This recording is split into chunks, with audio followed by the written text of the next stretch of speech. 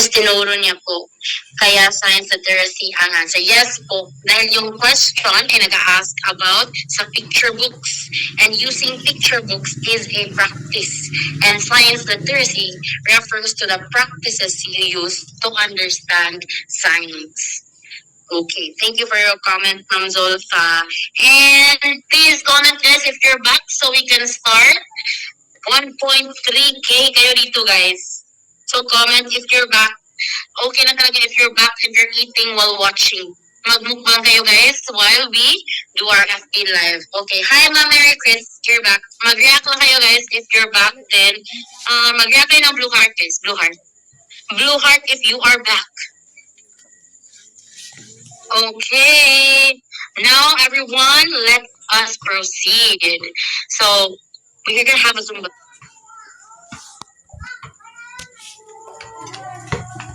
Saan yun?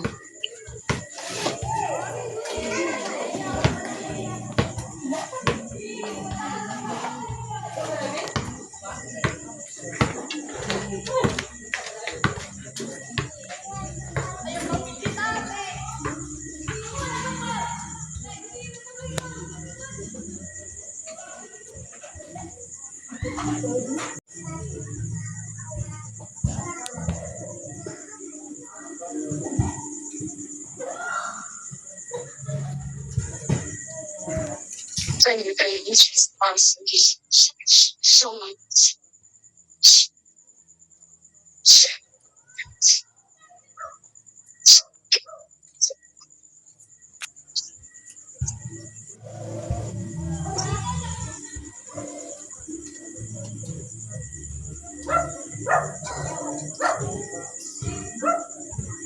Yay! And we're done, guys. Tapos na tayo mag-Zumba. And I hope energetic na po kayo lahat para may energy na tayo para mag-continue, guys, sa ating discussion for tonight.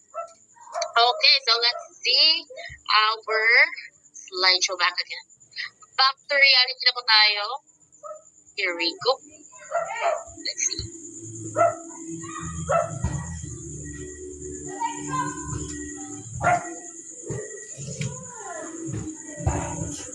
Back to reality na po tayo, guys.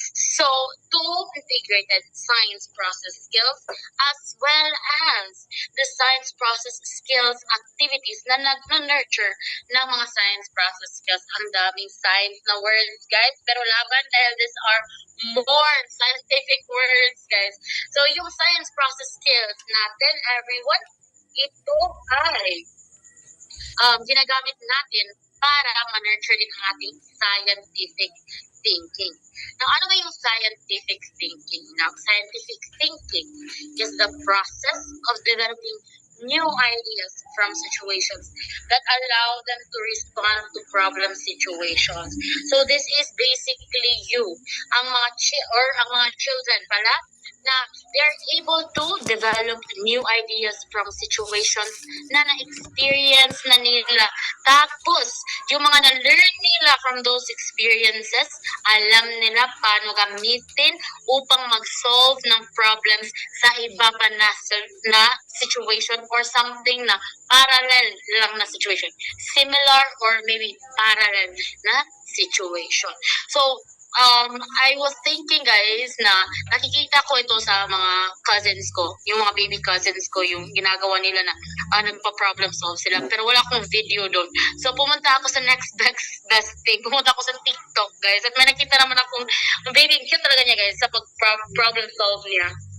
Here we go guys. May pinapawash ako na video.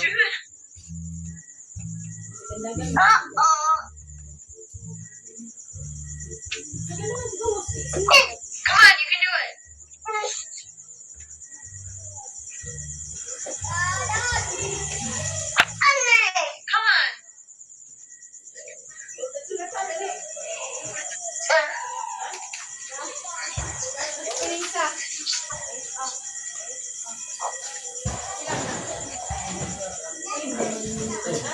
You gonna try a different way?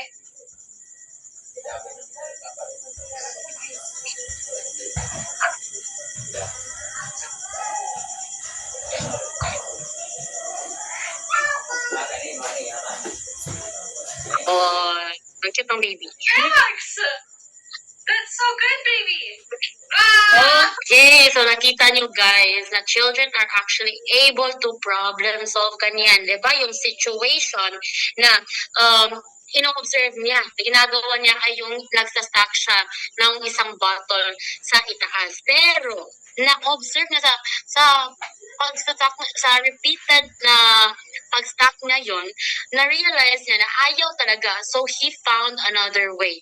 So, inilagay niya sa ilalim. At he achieved this goal na ma-stack nga lahat ng mga bottles. So, in those little ways talaga, guys, you want to improve that kind of thinking. We want to improve that kind of thinking sa mga bata. So, ang cute nun. And I just wanted to share that with you guys. Kasi nakita talaga ako dun. At na-amaze din. And in order to help them improve their scientific thinking as well, guys, we try to do this. We try to do guided learning or discovery learning when it comes to dealing with science. So first, what you do is use materials to demonstrate to children their properties and relationship to other materials. So in other words, use materials, guys, it still means na ang gagamitin natin na materials or manipulatives para sa ating mga bata are something concrete, not mga abstract. You're not gonna give them something abstract or about logic, guys. You're really going to give them realia. Use materials talaga, manipulatives. Something that they can hold, touch, because that's how they learn best through their senses. And second is to define science terms simplistically. For example, photosynthesis, guys. Hindi mo sasabihin sa isang bata na sa pag-occur ng photosynthesis, you need, 6 carbon atoms, 2 oxygen atoms. Guys, feel nyo ano yung mafe-feel ng bata. Ayaw ng bata na the child won't want to listen to you guys. Okay? So, ang gagawin ay i-simplify ang mga scientific terms. Or we like to constantly tell ourselves yung layman's terms. Kasi dapat simple lang din yung understanding nila na to the point na yung function alam nila. So, for photosynthesis, instead of the atoms, the molecules, ganyan, sasabihin mo lang na ang photosynthesis, yan yung way ng plants na makapag-produce ng pagkain using sunlight, air, and what else? Water in order to produce food as well as oxygen. Simple as that. No need to involve chemical formulas kasi again, kapag ganito na level, tayo ay nag-simplify lang or we're going to their developmental age. So third is to use science videos. Okay, so not science videos na nagdi-discuss yung teacher para sa kanila, guys, but instead those more educational na hindi gano'ng ka-passive, guys. There are like science videos na cartoons na good for kids. I believe there are for Khan Academy kids as well as yung Dr. Binox show sa YouTube. Those are really creative cartoons about science, guys, and they simplify everything as much as possible. Also, kapag nagsasabi tayo na use science videos, pwede din natin gamitin yan sa mga bata, yung nagpapakita tayo ng example time-lapse, guys, ng pag-grow ng plants. Diba, when you're trying to experiment with plants, it's such a very, it takes a long time in order for you to observe that. So when you give kids science videos about like the time-lapse of how a plant grows, it's easier for them to see it's faster as well because they can see it through the time-lapse instead of waiting months in order to see the changes. So that's one way of being able to creatively use science video to guide their learning. So it's not to spoon-fed, but to guide. So next, let children use science tools, guys. They are allowed actually to use science tools from in the past, yes, I really thought they were not able to do that. Kasi nga, I'm afraid, especially yung mga cousins ko, I'm afraid na maybe ma-damage nila or sila yung ma-damage. Tapos, hindi, guys, I can't take responsibility for little children nung time na yun kasi children pa lang din ako. So, science tools, guys, appropriate lang din yung gagamitin para sa mga bata. Like, maybe yung magnifying glass na maliit din. Not yung heavy talaga na ginagamit natin. Tapos, pwede naman sila gumamit ng example ng microscope but with your guidance. With your guidance, sasabihin mo sila paano i-hold. You're gonna guide them how to use them because may nakita nga akong videos guys na sa mga bata na yung nag-learn sila paano magluto. Yung they're trying to learn how to cook. And the thing is, their mother gives them like nagde-develop yung knife na ginagamit ng bata from plastic, then from plain na plastic, then to edge, yung plastic knife na may edge naman. Tapos, yung mas sharper na knife, but still plastic pa rin. Pero nakikita mo na the mom was really easing the child into using the tools based on their based on their age and their abilities, which is very nice, guys. So next is facilitate easy experiments. Yan, guys. When you guide children in learning science, you facilitate easy experiments for them.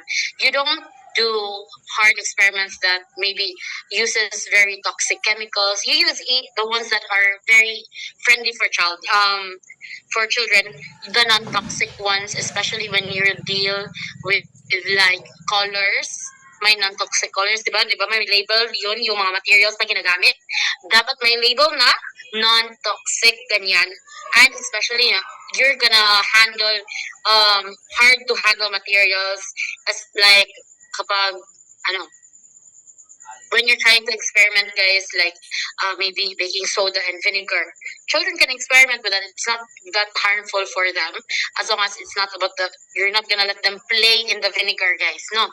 And then you can have them also experiment about water and oil not mixing by making lava lamps. Ganon. Ganyan lang talaga. And then 6, in guided learning or discovery learning, you always ask them questions because why? We do the inquiry approach because we want to know where the children are at. We want to know kung ano ba yung na-understand nila at ano ba yung curiosities nila. That's really what we try to do here in teaching science, guys. So now, let us move on to the types of involvement in learning activities. Because in guided learning, you have different types of activities. And we're going to describe yung types of involvement. So may tatlo tayo, guys. Yung naturalistic experiences, yung informal involvement, tapos yung adult-guided involvement. So, una tayo muna sa naturalistic experiences. So, here guys, the child chooses the activity. And for what reason? For sensory exploration lang, guys.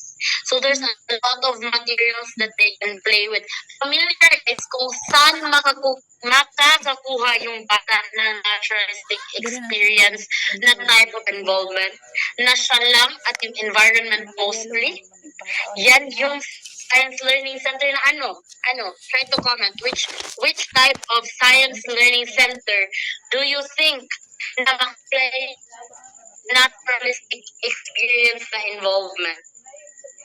I'll wait for like one answer, guys, a comment. Which of these science learning centers na feel nyo guys ang naturalistic experiences ay maa-apply? Saan yan? Is it sa science interest? Sa inquiry? Which one do you think? Guys, I hope nandyan pa kayo with your notes, with your handouts. So far, baka late lang talaga ako nakakukuha ng comments, guys, dahil sa internet ko. But in naturalistic experiences, we mainly see that happening in Yes, in Discovery Center, yung first. Yeah, Ma'am Janie, Discovery Center. Correct. In the Discovery Center because it's only the child and the environment mostly without much involvement of the teacher. So next involvement, guys, is the informal involvement. Now, ano naman ang informal involvement? It is when the child is the one that chooses the activity and then it is supported by an adult. And this is called an extension of the naturalistic experience. Because remember that when a child chooses an activity, guys, for sensory exploration, their senses, at one point they're gonna want to do more things. Tapos hindi niya yan magagawa na mag-isa.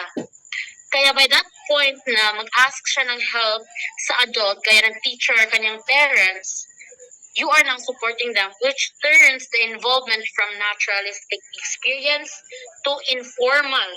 Ay, sorry, Ma'am Kaya, feel ko ang yung internet yan. From naturalistic experience to informal involvement. Because now the adult can ask questions and also make comments to guide the child. That is now an informal involvement. Now guys, kapag naman ang nag-choose mainly sa activity ay yung adult, kaya ng teacher, parents, and directs the student. Ano yun? Yun yung adult guided na, guys. Dahil, the reason na yung adult na yung nag-choose at nag-direct is in order to meet specific learning objectives. Kasi may gusto silang ituro sa child. And again, ano yung Science Learning Center na best for adult guide, na may adult guided involvement? Ano yung Science Learning Center, guys? Which do you think? Which of the 4 Science Learning Center yung pinaka-best example na makikita nyo yung adult-guided involvement?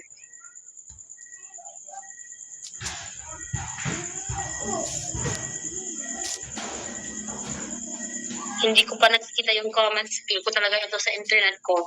Pero guys, yung adult-guided involvement, andun yun sa Inquiry Learning Center. Kasi nga may specific science concept sila na gustong ituro sa bata. Kaya nga, kapag yung adult-guided andun sa Inquiry Learning Center.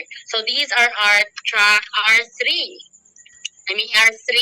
types of involvement in learning activities: naturalistic experiences, informal, and adult guided, guys. Okay, so now kapag child chooses the activity, and for sensory, keyword yan, basta yun yung keywords, natural. Tapos may support ng adult, yan yung informal. At kapag naman yung adult ang mainly nag-choose at nag-direct for the sake of learning objectives, yan yung adult guided. Okay, I hope everyone is clear on that. Oh, correct, Ma'am Janie, Ma'am Christine. I'm not sure if Sir Bak or Ma'am Jennifer. Yes. And then next, guys, we have the scientific attitudes and values that we would like our children to have in the future or to improve, ganyan, to nurture.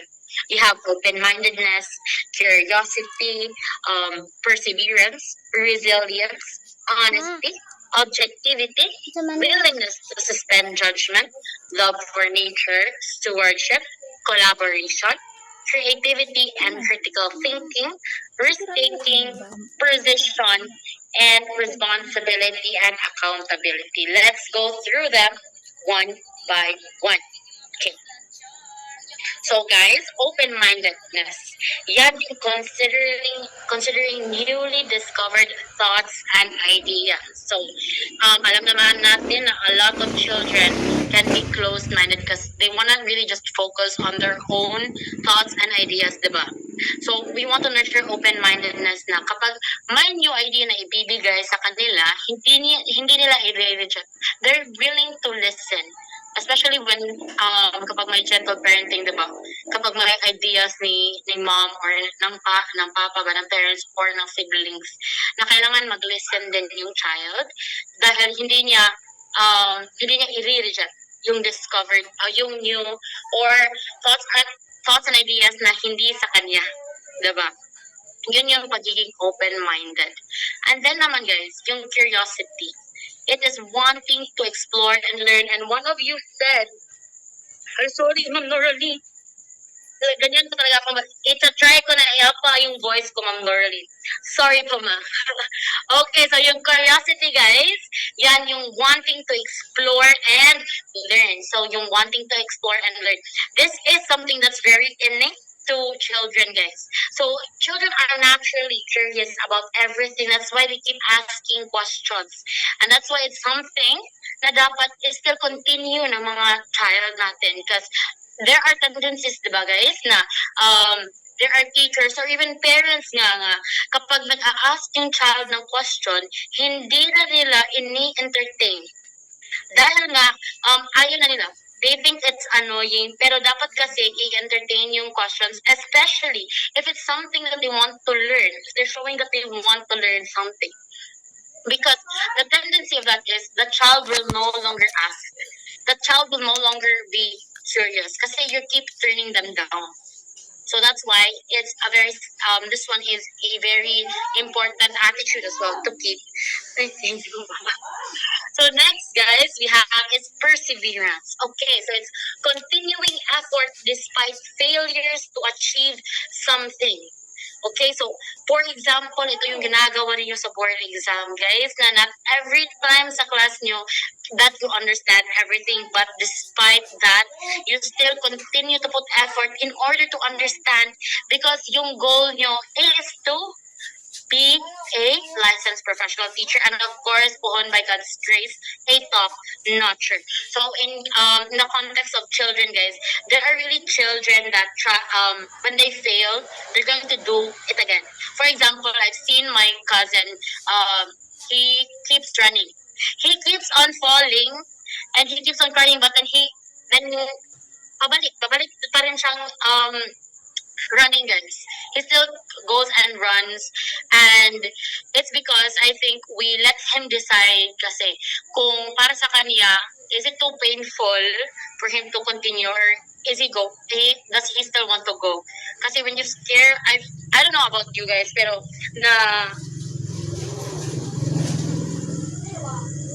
okay lang yan, guys. Joseph Tanihil's mom, okay lang yan, guys. When you're continuing your effort despite a child continues their effort despite failures, that is when they persevere. When they keep running around even though sometimes nag-fall na sila at nag-hurt sa kanilang sarili. That is a way of showing their perseverance. Kapag naman we're talking about resilience, everyone, it's trying to recover and try again or bounce back. So the difference between perseverance and resilience is resilience, guys, is more on how fast are you in being able to come back from that failure. Like instead of moping around kapag sad or staying sad, guys, or do you just get over the failure and then you try again? Okay, so you can actually be resilient.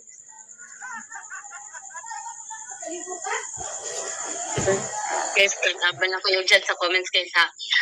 To recover and try again. And you can be resilient without without showing perseverance, guys, because example, you fail at this one thing, tapos you got over that failure, pero you did not try to go back and try it again. You tried another thing. That's being resilient, but not showing perseverance. Okay, so next, guys, honesty. Simply put, it's stating the truth about the findings. You are stating nothing less, nothing more, and it's a very important thing to nurture in our children because especially in science, guys, na yung findings talaga natin ay dapat truthful sila. Okay? What we find out, that's what we tell other people. Nothing more, nothing less. So next, we have objectivity. So in objectivity, everyone, you're basing information on facts. Okay?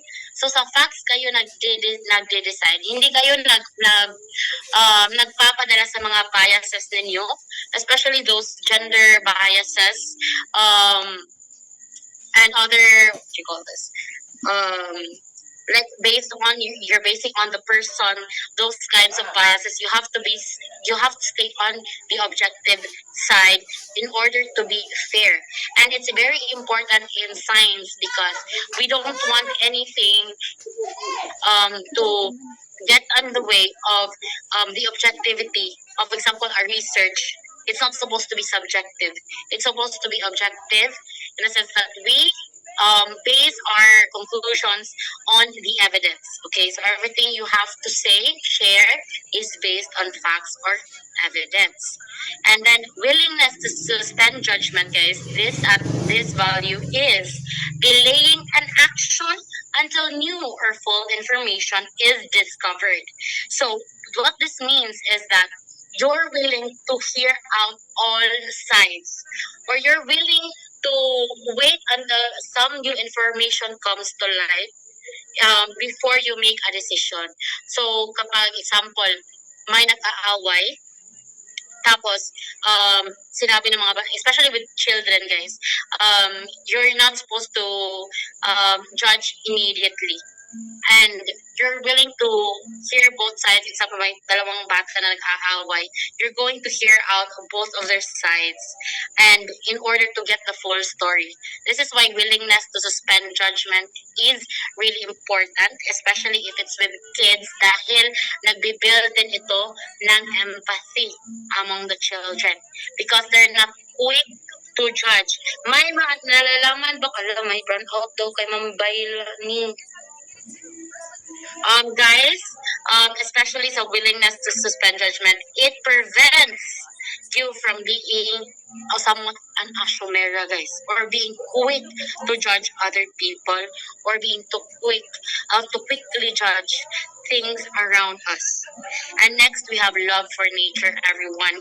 This one is showing the natural world appreciation.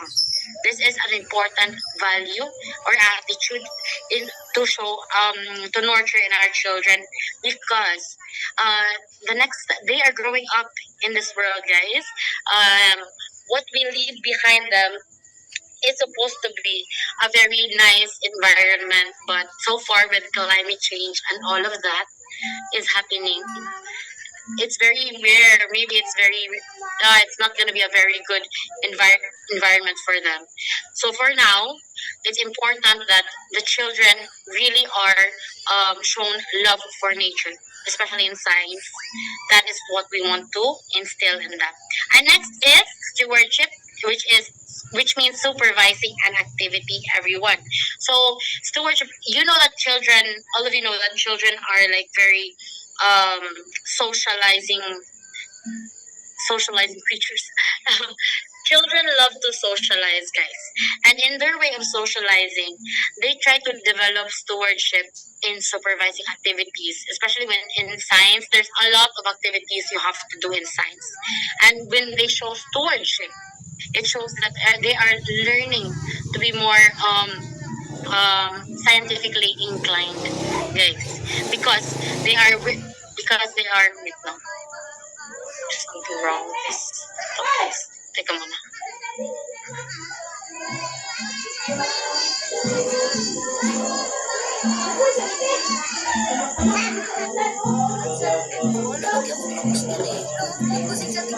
Okay, nawala lang saglit, guys.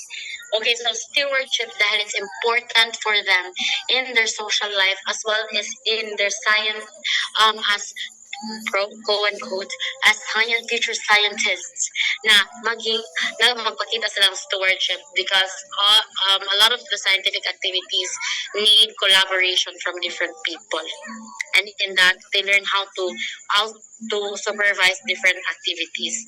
And next, you see collaboration, which means working with a group to achieve the same goal. So children often, guys, fight, as I've seen. as I've worked with as well, with my cousins, they often try to fight. But if you gave them the same goals, guys, I've also seen them work together in group, and it's really fun to see children collaborating. And in their collaboration, sometimes they get really nice ideas in whatever they're making. Maybe they're trying to draw, or maybe they're trying to discover something when when I'm yung yung dinadala ko sila outside, guys, na para mag-nature walk. Yun, marami silang nadi-discover. And then, yung way of thinking nila is really different from us as adults, which I really like. And then next we have creativity and critical thinking. So in creativity and critical thinking, everyone, it's about creating something new and properly reasoning out by providing evidence to a claim.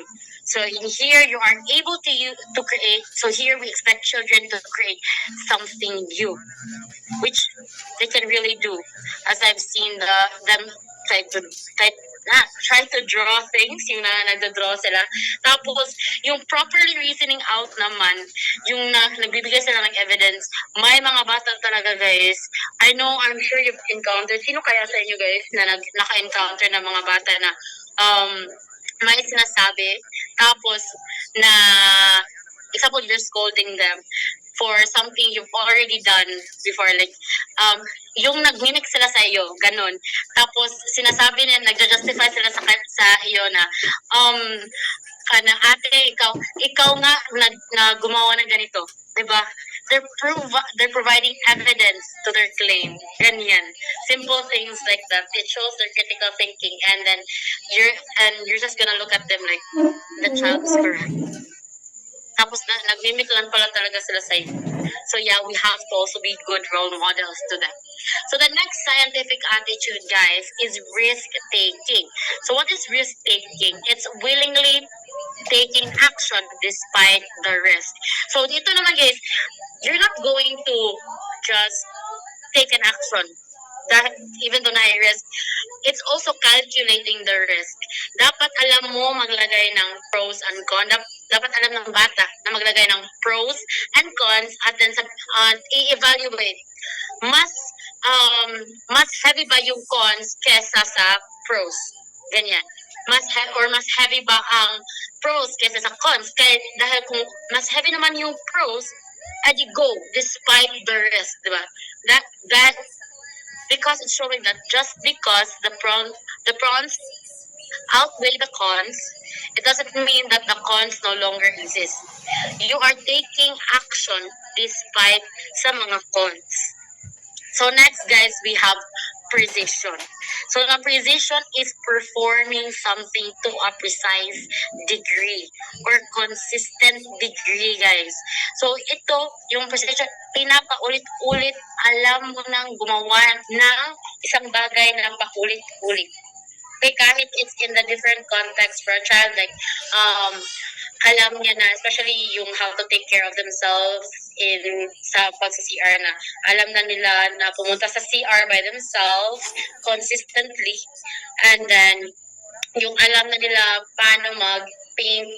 There are children na nag-learn talaga na alam na nila na paint consistently, guys, like mix colors, ganyan. So, they are very consistent at what they do already. And then next is responsibility, guys. It's making important and right decision. Because we try to see children, guys, to like, we make decisions for them. We oftentimes, tayo yung gumagawa ng mga decisions para sa kanila. Pero, may mga bata talaga na kapag ginagaidan mo lang na parang ikaw yung nagpapa-help na mag-decide, they can actually do that. For example, I think nagkaroon kami ng conversation ng cousin ko, ng baby cousin, I think he's 3 years old. Tapos sinabi ko na yung electric fan hindi nag-work. Ano kaya yung pwede kong gawin? Tapos nag-guide sa akin, guys. Sinabi niya, ang ginawa niya, ate, turn on daw yung button. I-press ko daw yung button. At hindi nag-work. Then, sabi naman niya na ano yun, i-plug yung i-plug yung yung i-plug yung electric fan sa socket, guys. At then hindi nga nag-on. So sinabi niya, baka brown out. Oh, diba? So, they're able to think that way as well. So, it's important not to underestimate the capabilities of children.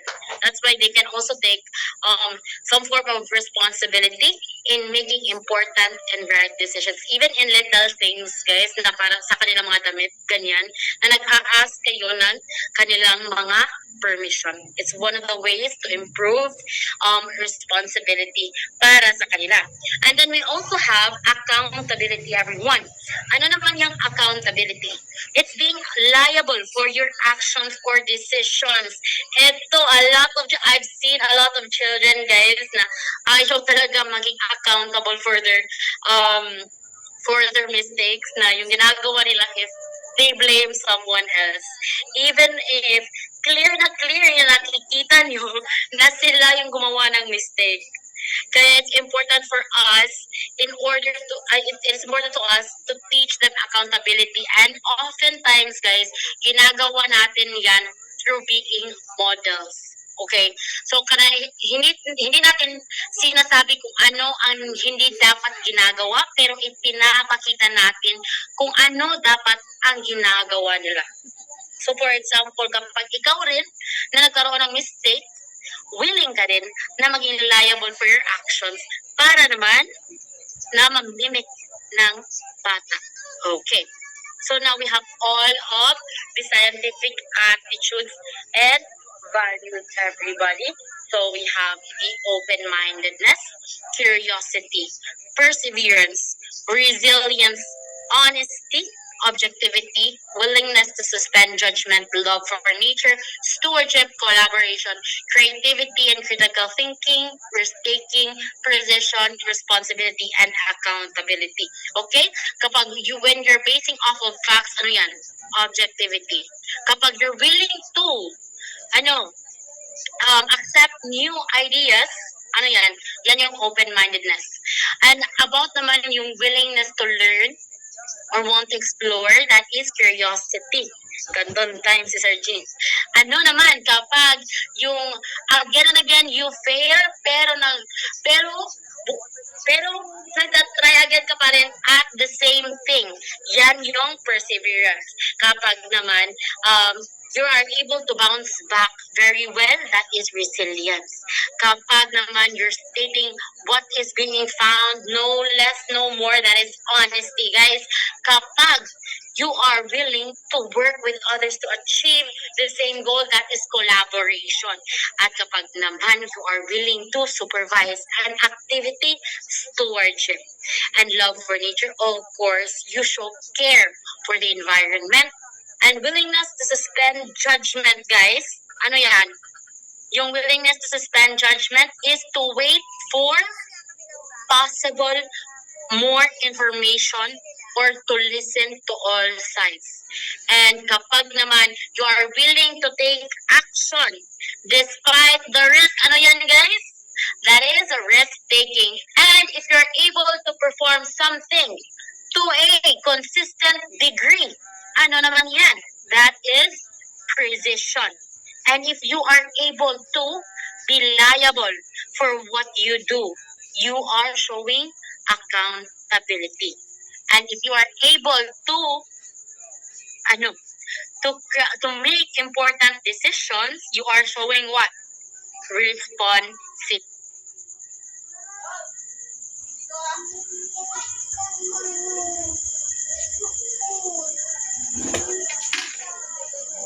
Christmas party kasi nila at ako yung So on the left side, you can see yung branches of science. Branches of science, you have their life science, you have physical science, earth science, and chemistry. And you have on the right side yung content. Okay, so in life science guys, yung content na mo nakikita mo from kindergarten to grade 3 ay about growth and development of humans, animals, and plants. And kapag naman yung physical science ang pinag-uusapan natin, yung mga content na madalas na nakikita nyo ay yung properties and phases of objects or matter guys, and how objects move, and all about energy. Yan yung physical science.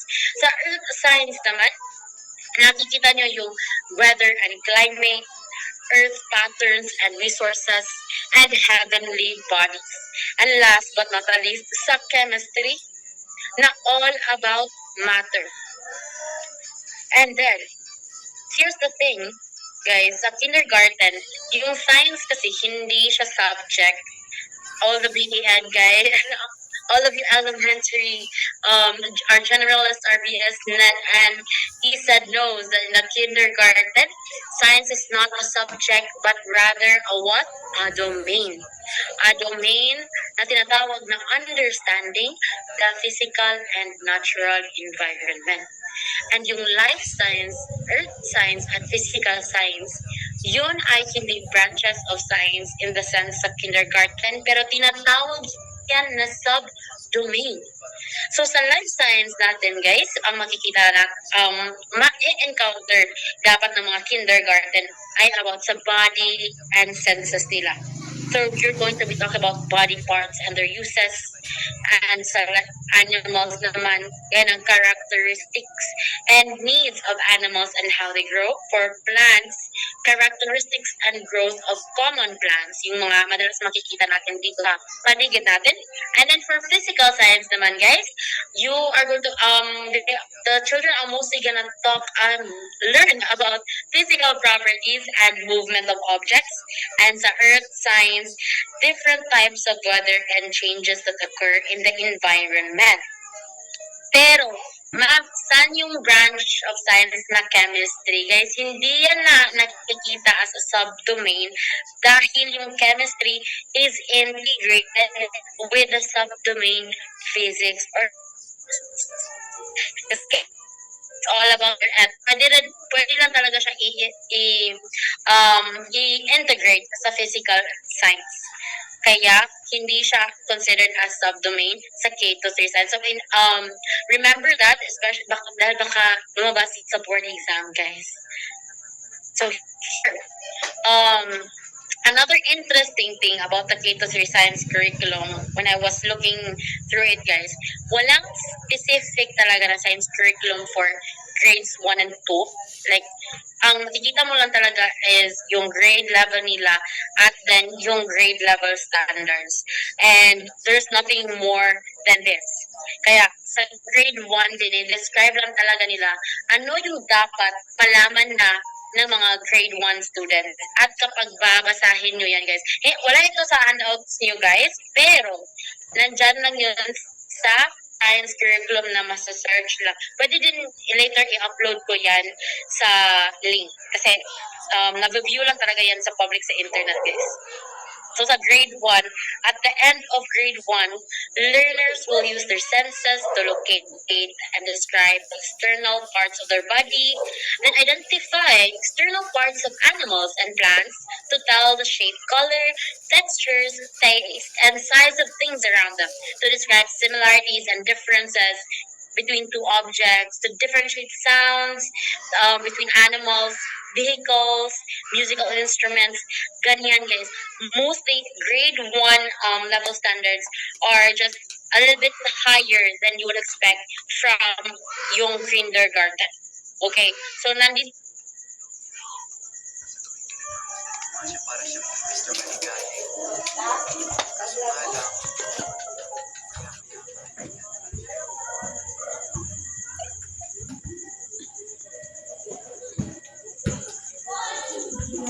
ito pa rin talaga sila sa konti.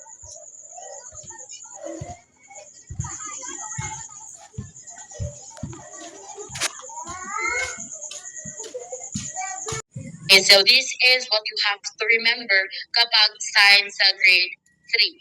Malvin. I-take note nyo yan dyan sa handout nyo guys. So kapag sinabi ko, let's go back to slide. So kapag sinabi ko guys, ano yung third quarter sa science sa grade 3? Ano third quarter? Pwede yung 8.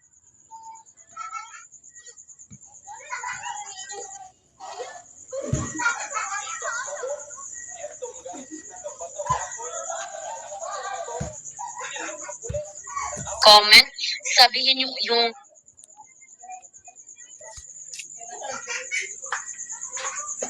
Malfec. So, first quarter, MA, matter, energy, and then last but not the least, E is for earth and space. So, the third quarter, everyone, is energy, yung physics, wala yung chemistry,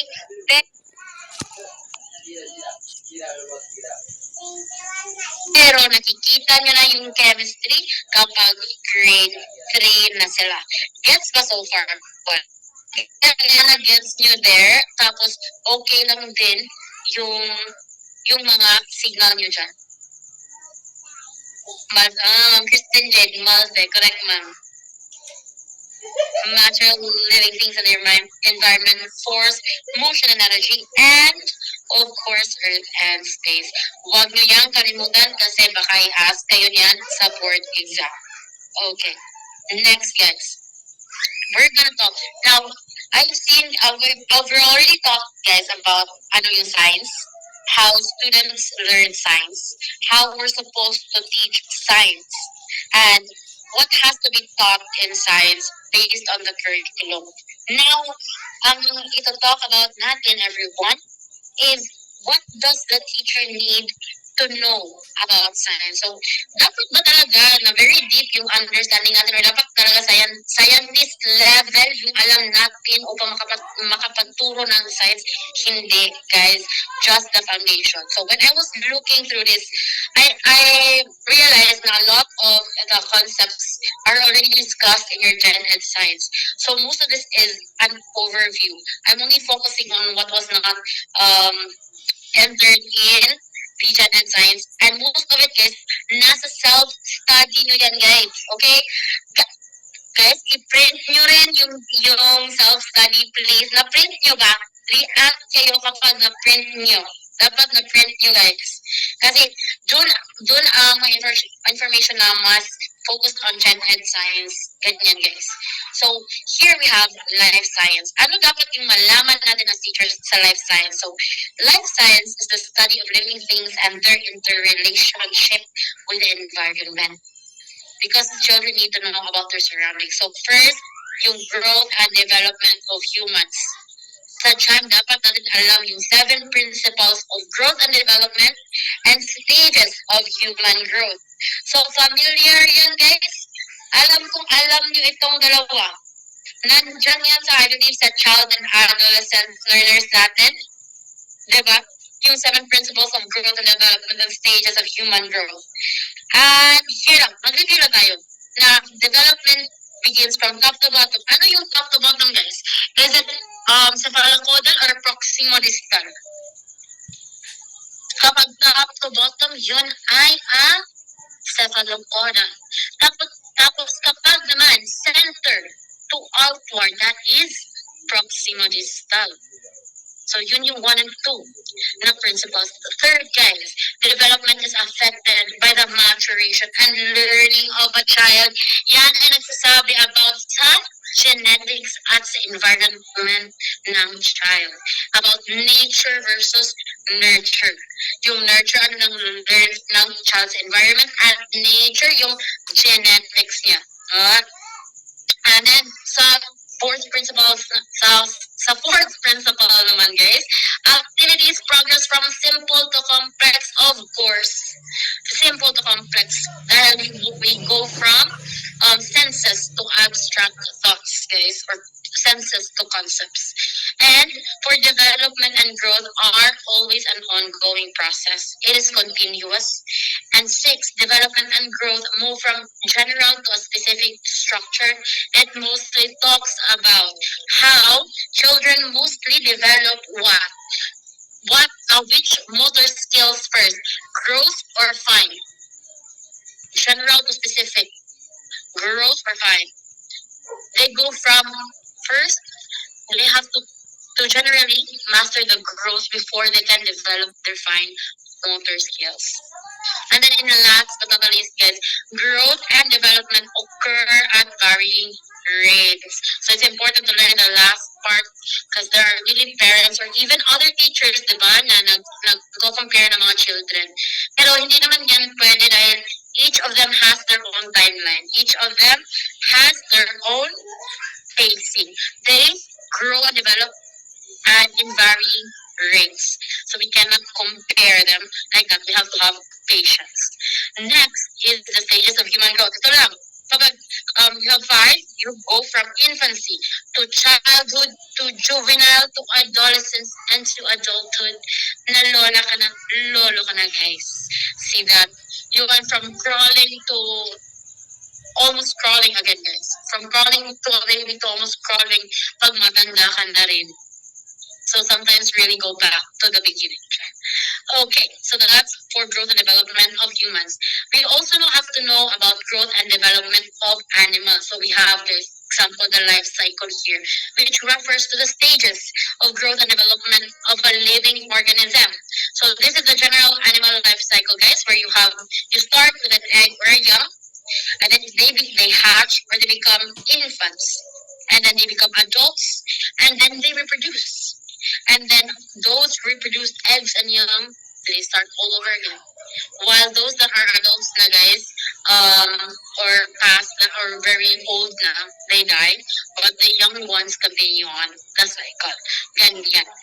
You have to understand that lifespans vary because a lot of children are really into animals, and some of them really want pets, but we have to explain as well that, like example for a butterfly, they only live for like 2 weeks. That's like 2 weeks, guys. From being a caterpillar to a very beautiful butterfly, as a butterfly, they have only 2 weeks.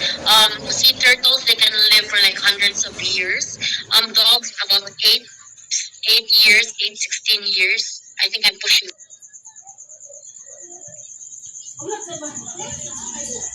16, guys. But yeah, it's important to know that other animals don't, especially insects such as metamorphosis. For example, our bus to caterpillar to the chrysalis and then a butterfly. And then there's also metamorphosis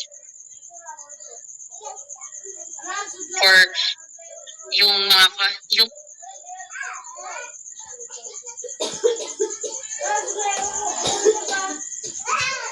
grasshoppers, guys. Pero yung grasshoppers na yung names nila not the same looking as a butterfly. Kaya complete metamorphosis ito. Nandun yan sa self-study nyo, guys. Tingnan nyo.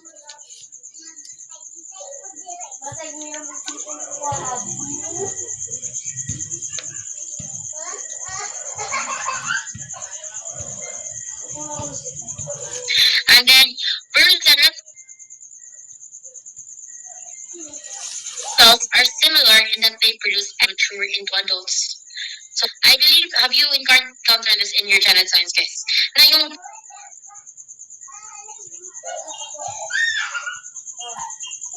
placental ay yung mammals na may gaya ng humans. We are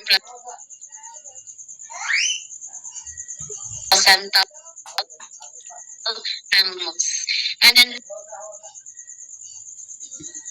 marsupials, yung mga may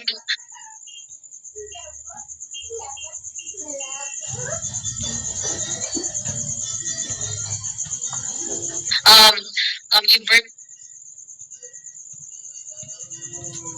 to live young, but monotremes, they die.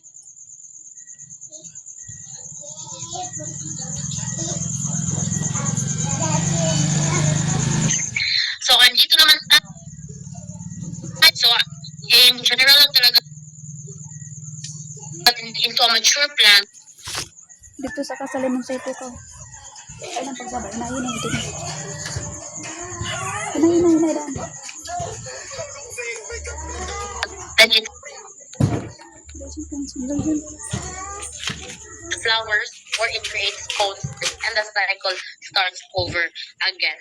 That's also something that you need to know because children must be able to know how plants grow. Okay, as a way to also love nature, which is a scientific attitude that needs to be built in them. Now, I would just like to share, guys, na why I love the term germination, especially here in the context of if you put it with early childhood education. Kasi germination means that the seed becomes active once the environment becomes good for growth. So a lot of times, guys, di ba, if we think of children as seeds, a lot of times, may mga people na nag-blame sa seeds themselves. Pero, sometimes it's not about the seed, it's about the environment. Kasi sometimes, hindi natin nabibigay yung proper na environment para sa bata, para sila ay maging active, para sila ay able to grow. So before we judge anybody, especially children, ask first if you are giving them the correct environment. That's why I love this term. So next up is you also need to learn about tropism. So simple lang yung tropisms, guys. It's the irreversible directional growth of a plant in response to a stimulus. So have you seen like sunflowers facing the sun? Diba? Sinasabi nyo na they are always leaning towards the sun. That's the directional growth because they are growing towards the sun, guys. That is a form of tropism. Pero yung makahiya naman, guys, like yung plant na tinap mo tapos nag-close. No, hindi yung tropism, guys. Dahil hindi yun directional growth, pero parang reflex lang yun ng plant.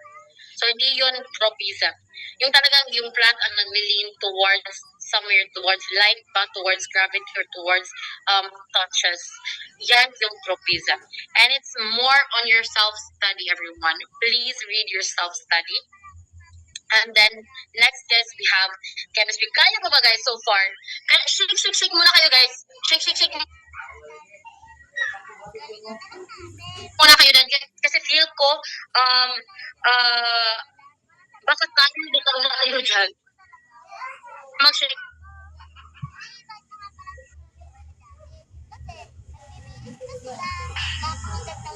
Shake muna kayo dyan, guys. Shake lang. 1, 2, 3, 4, 5. 6, 7, 8, 7, 6, 5, 4, 30. So in here, na-encounter yung atoms and molecules. So dapat malaman mo how to describe atoms and molecules and parts of an atom, such as the proton, neutron, electron, ganyan, and as much as possible what atoms were discovered. And next, we have observing different kinds of matter. So here we have the 3 states of matter. Ano nga yan? Pwede naman. Gusto ni Ma'am Mary Anna mag-break daw, guys. Does anyone mag-water break? Okay, guys. 5 minutes, guys. Mag-break muna tayo, guys. Okay lang, 5 minutes. Mag-break tayo.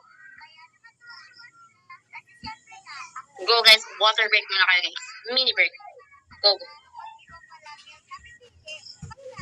We'll be back 8:28. Dinner break. Go, Ma'am Angelica.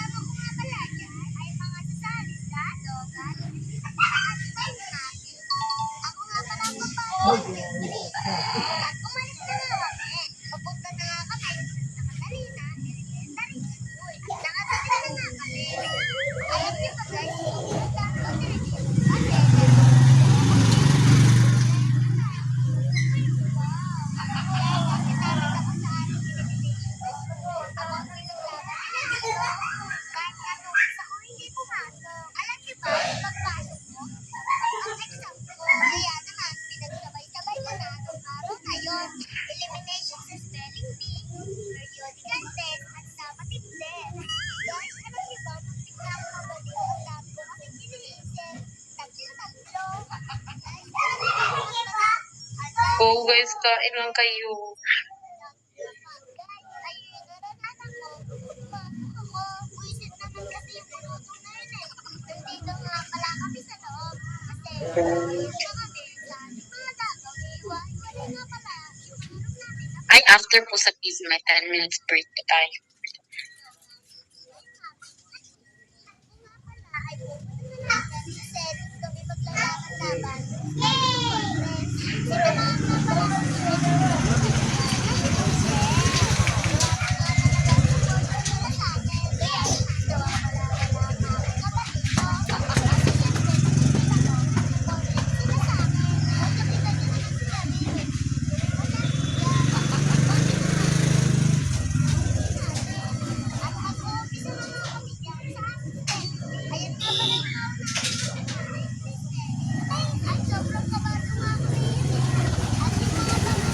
Go guys, kain lang po kayo.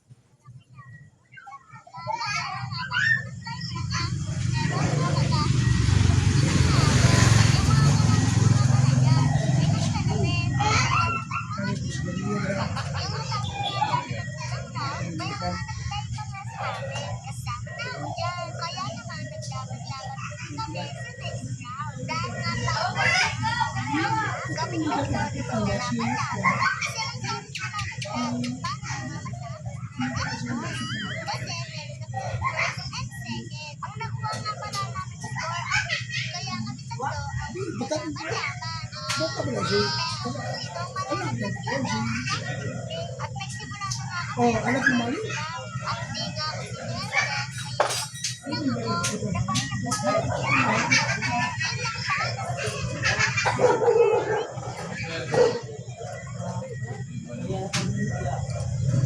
Si Ma'am Jean. Thank you, ma'am.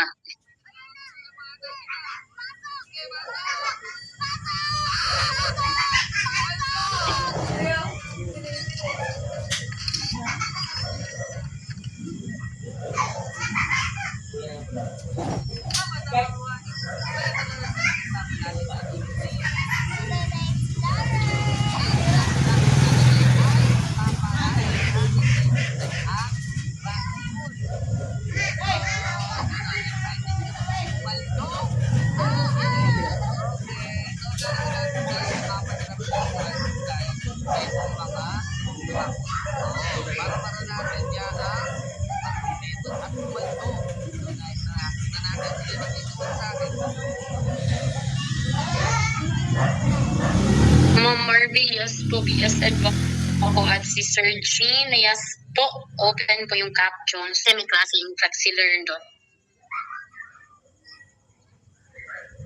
Tayo guys, makikita po tayo makikita, no? Mga content, ito, converto, ito.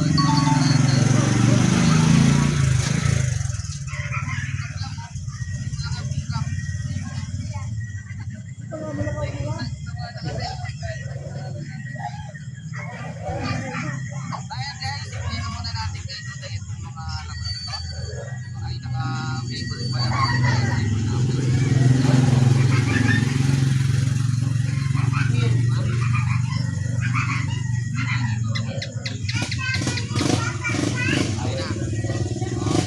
Okay, everyone, I hope you are back po. Hello po. While you're taking your water break, you're eating your dinner pa din. Laban guys. 8 p.m. dinners. Sana nandito na din kayo sa live while eating po. And then, guys, itap na lang nyo yung pretty faces nyo dyan. Itap, tap, tap. Tapos i-motivate ang self. Itap, tap, tap ang iyong self kasi we're gonna go ahead and start. Kasi marami pa tayong i-discuss. Wala po tayong face-to-face na classal mark so far po. Pero let's go on guys sa ating topic na observing different kinds of matter guys. You also need to know yung physical and chemical na properties of matter. And then, other than that, you're also going to have to know about investigating solutions and mixtures. Diba nasa gen ed science nyo? Yung homogeneous mixture at heterogeneous mixture na may kinds din na yung colloid at suspensions, di ba? Heterogeneous sila, pero magkaiba silang dalawa. And then, dapat alam mo din yung unsaturated, saturated at super saturated na mga solutions. Tapos, the change in matter, guys. Dapat alam niyo yung physical changes at chemical changes na ituturo sa students. At again, based on the guided or discovery learning, guys, how do you share to the students yung mga terms sa science? It starts with the letter S. You share those terms simplistically. Okay, so ito ang mga need mong malaman sa chemistry. And then sa physics naman, the study of interactions between matter and energy, guys. You have first learn about gravity and magnetism. What's the difference between gravity and magnetism? Yung magnetic at non-magnetic materials. Okay? Dahil yung gravity and magnetism, guys, ang difference lang talaga nun. Yung gravity is the attraction of between two objects, any object. While yung magnetism naman is the attraction between magnetic and non-magnetic materials. Okay. So next is you also have to know about change in matter. So alam mo yung laws of motion and how to describe them, which is nasa Janet Science din natin, di ba? Which is review, guys. Review pabalik ng Janet Science at magbasa din ng self-study na ibinigay ko. Next, sa physics then under yung electricity. So you need to know the science behind electricity, yung static electricity, electric currents and circuits, yung mga simple circuits, yung parallel, yung simple circuits, yun yung ginagamit sa mga series lights. And then conductors and insulators ng electricity. And you also have to know about the other sources of energy, yung renewable and non-renewable energy. Guys, marami akong list yan sa self-study. Tingnan niyo po. And then sa earth science naman, guys, it is the study of the earth, solar system, and the universe. And of course, first and foremost, weather and climate. Dapat malaman nyo yung difference niyan. Yung weather, short-term change. And then yung climate is the long-term change of the weather or the seasons. Okay? So, na-wrong yung PowerPoint, guys. Weather and climate, hindi yan yung description, guys. And then, also, you have to know about the... hindi na-edit yung PowerPoint. Sorry, guys. Wait lang. You have to know, in weather and climate, guys, it is not about the science behind electricity. Sorry po. Yan yung... Wait lang. Let me check. Yan yung we're talking about the seasons dito sa Philippines wherein we have only wet and dry seasons.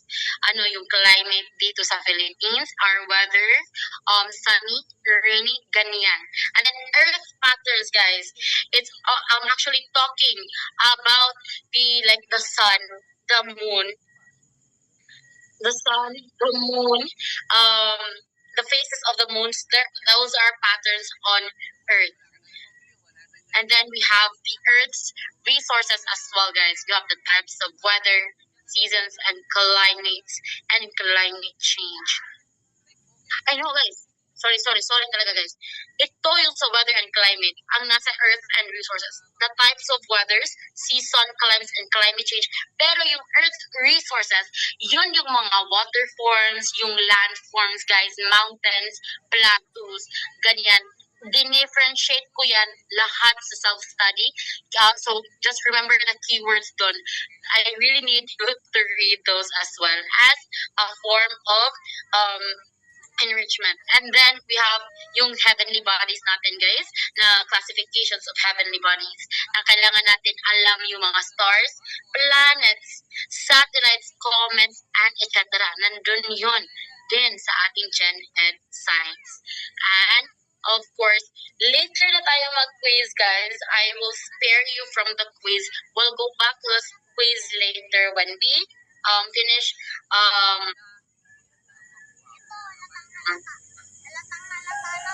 the next topic muna. We're gonna go for a next topic before mag-break. So, dito muna tayo. Okay. So, sa technology for teaching and learning 2 naman tayo, guys, dahil tapos na tayo sa science in early childhood education. So, here, we're going to start about technology, guys. So, technology is about interactive media and non-interactive media. There are 2 types. Okay, you have interactive media that refers to digital and analog materials used to creatively encourage young children to socially engage with other children and adults. So in interactive media, guys, children are not only using it alone, pero in-encourage pala sila na makig-socialize ng other people or to go out and explore ang world. Okay, so first, before I continue, guys, nandyan na ba yung handouts niyo? Mag-react kayo, guys, basta nandyan na yung handouts niyo sa technology for teaching and learning 2 for early childhood education. Okay.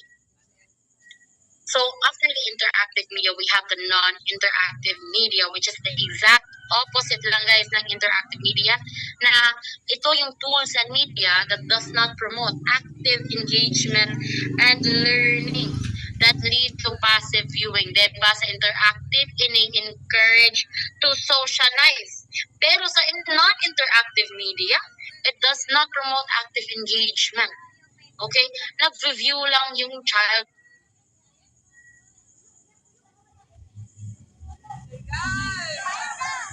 Guys, sulit ko yung video na to. Huwag niyo kakalimutan mag-like, comment, and share. Subscribe.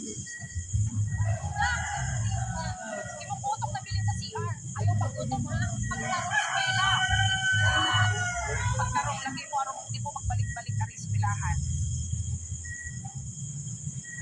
Asa na si Raya? Umanaw na? Ayaw mo doon. Isapian na ng spirito. Sakto ni. Ang iluan ang isang Analog materials. Yung mga digital materials naman, guys, yun yung nag-use ng binary codes, yung zeros and ones. So yung CD, yung Spotify nyo, na I don't know kung premium ba yan yung Spotify nyo, guys, yung mga PDFs, ganyan, yung MP3, those are digital materials. So next, guys, we have the principles to guide the appropriate use of technology and interactive media as tools in early childhood programs of children from birth through age 8. So ang taas ng title, no? So we have first, guys, technology and interactive media should first not be harmful.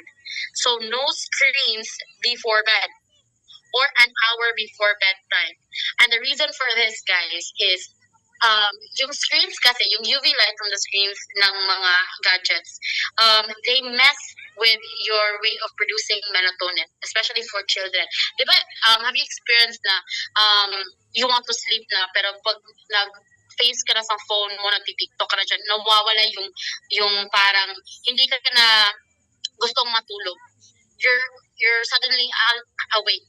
That's because the melatonin, guys, na disrupt yan sa inyo.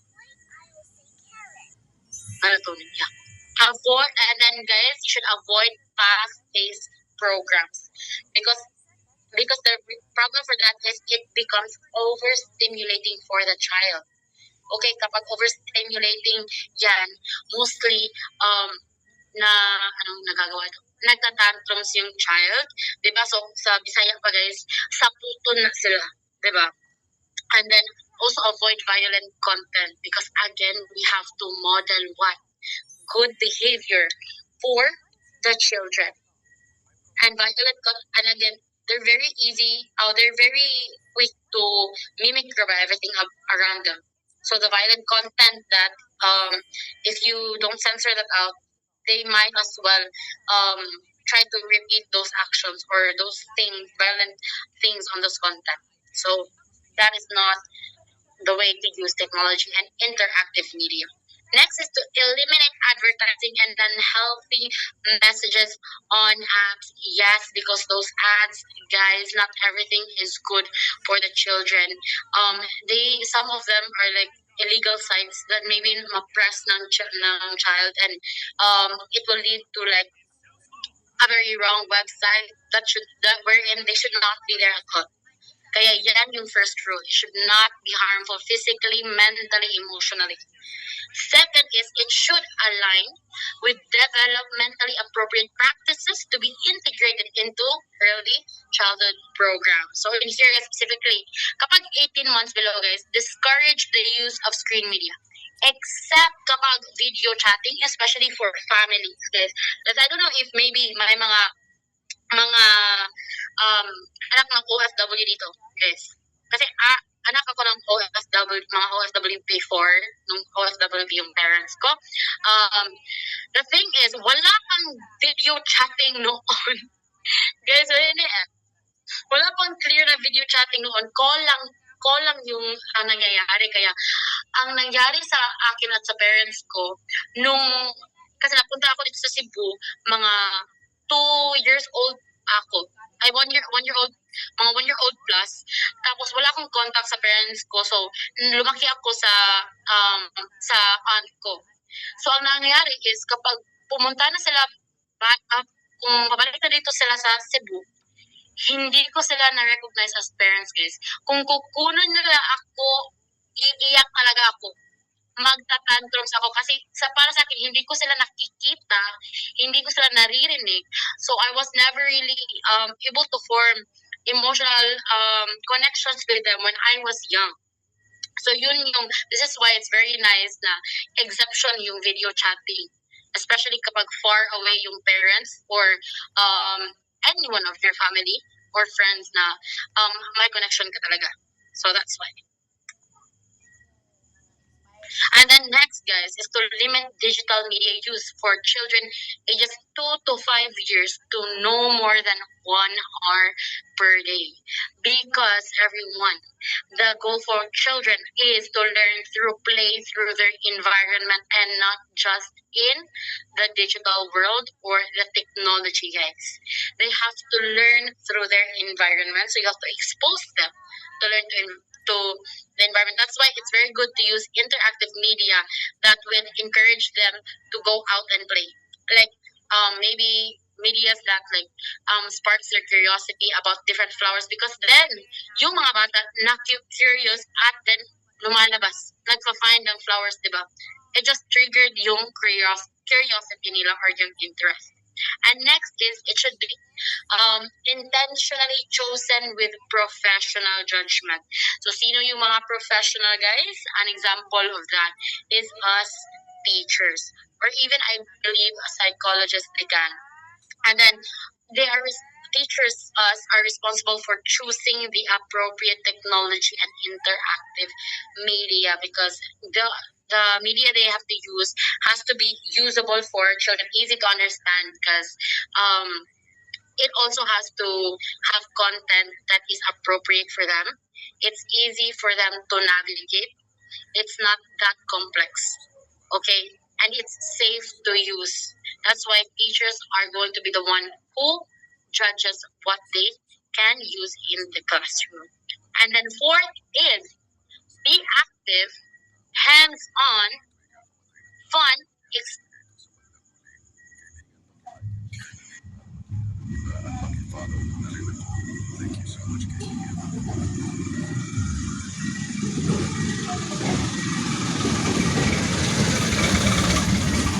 supportive, and empowering for the child.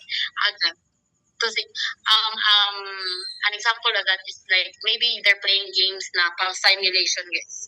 I don't know if you've played those games, mga simulation games, and then they are problem solving doon sa mga games. And then you have the connect on-screen learning with off-screen learning. Ito yung sinabi ko, guys, na kapag nagla-learn sila in digital mode, dapat din na i-encourage sila to learn off the screen, guys, na mag-explore sila sa kanilang surroundings. And put it simply, yung media is supplementary to their off-screen learning. And then 5 is be used on the technology and interactive media should be used to enhance cognitive and social skills. An example of that, guys, di ba sabi ko na modeling proper traits ang yung dapat sa ating mga chikading. So an example of that is Sesame Street, guys, na TV show to siya. Good for ages 3 to 5 na nag-i-improve talaga ng cognitive and literacy and social outcomes para sa mga children dahil nagpapakita sila ng mga behavior na dapat gawin in order in social settings, ganyan, at na may parts din na ng TV show na they're helping like the alphabets, how to read and how to sing, ganyan. That is why Sesame Street is one of the examples in enhancing cognitive and social activities. Number 6, guys, is this should be used to strengthen home-school connections because it is important for keeping communication, guys, na dapat yung school natin ay connected pa rin sa ating home, especially kapag, you know, I don't know about this, if you like kapag single mom ka, guys, especially nga, you really need to monitor your child. It's very important that you have the support of the school. Ganyan. Na you can assure that your child is safe because they can't fully take care of themselves yet. Okay? And also, sa mga single mothers na laban kayo, guys. Laban kayo. And then 7, guys. The technology and interactive media should be integrated into the environment, curriculum, as well as daily routine media to be used instead of restricting them. So here's the thing with the tech, guys. A lot of parents nagbabawal, pero we should really introduce them para naman they know how to use because it's part already of this century. So instead of restricting them, you have to allow them to use it as it is already part of their daily lives. And next, guys, yung 8 is technology and interactive media should be accessible and equitable for children. For example, yung assistive technology, guys, for students with special needs. So, this assistive technology, i-chika natin yan later, guys. And then, another example is the tech and media should complement oneself, culture, and language. That's what it means to be accessible and equitable for children. And next, ang 9, guys, it should provide access to a dual language child's home language while promoting English language. Okay, so this means that gamitin natin yung technology, guys.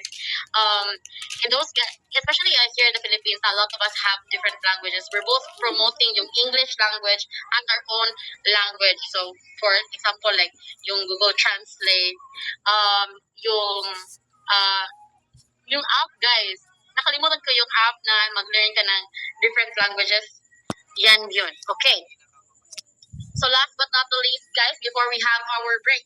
So, magising ka muna kayo dyan, guys. Mag-tap-tap-tap ng mga pretty face before mag-break tayo. Okay. So, in that number 10, guys.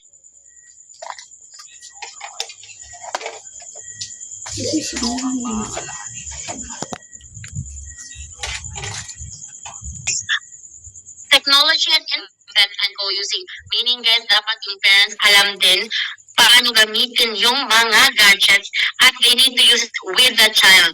Okay, kapag gumagamit ang child, nag-guide yung parents. Especially yung digital books. May story ng e-books, di ba? So, you use with parents' guidance because if not, there's a possibility na there's a risk of lower content comprehension. Kasi may mga words din naman na hindi alam ng mga child. So, in that way, the parent can help in guiding the child through handling the e-books, guys. So, yan yung mga rules. So, principles, guys. So for now, let's have a 10-minute break, guys. Go before we um um continue the last parts of our topics. Bye. See you in 9 o'clock. Laban, guys.